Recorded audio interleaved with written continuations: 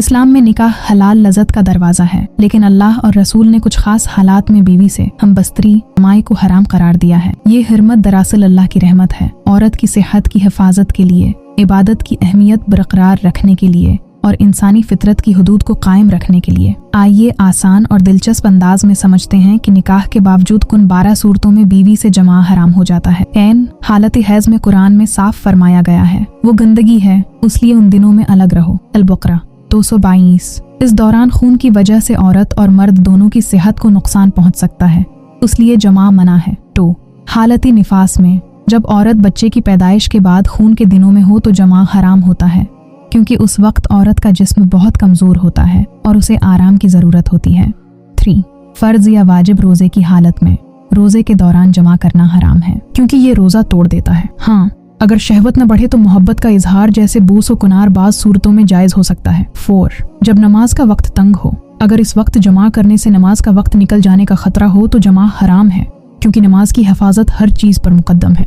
5 हालत एतिकाफ में, जब कोई शख्स मस्जिद में एतिकाफ की हालत में अल्लाह की इबादत में मशगूल हो तो जमा हराम है और उससे एतिकाफ भी टूट जाता है। हालत एहराम में, हज या उम्रा के एहराम में जमा करना हराम है। अगर ऐसा हो जाए तो एहराम टूट जाता है और कुफारा भी लाजिम आता है। 7 एला की सूरत में, अगर शोहर कसम खा ले कि वो 4 माह तक बीवी के करीब नहीं जाएगा तो इस मुद्दत में जमा नहीं हो सकता, बाद में वो कुफारा देकर अपनी कसम तोड़ सकता है। 8 ज़हार के बाद कुफारा अदा करने से पहले, अगर शोहर बीवी से कहे तुम मेरे लिए मेरी माँ की पश्त की तरह हो तो उसे ज़हार कहते हैं। इस सूरत में जब तक कुफारा अदा न किया जाए जमा हराम रहता है। 9 वतीब अल शबाह की उद्दत में, अगर किसी गलती या शब्बह की बुनियाद पर किसी औरत से जमा हो जाए तो उसकी उद्दत के दौरान दूसरे शख्स के लिए उससे जमा करना हराम होता है। 10 आगे और पीछे के मकाम में शबह हो, अगर ये शबह हो कि जमा फरज में हुआ या दब्बर में और यकीन न हो तो एहतियातन उसे हराम समझा जाता है, क्योंकि दब्बर में जमा हर हाल में सख्त हराम और काबिल मज़म्मत अमल है।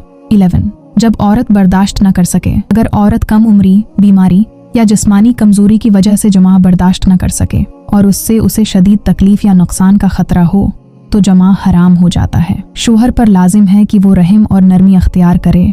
12 मेहर मुजल अदा न होने की सूरत में, अगर मेहर फौरी अदा करने का वादा था और औरत कहे कि पहले मेहर अदा किया जाए तो उस वक्त तक शवहर के लिए जमा करना जायज नहीं होता।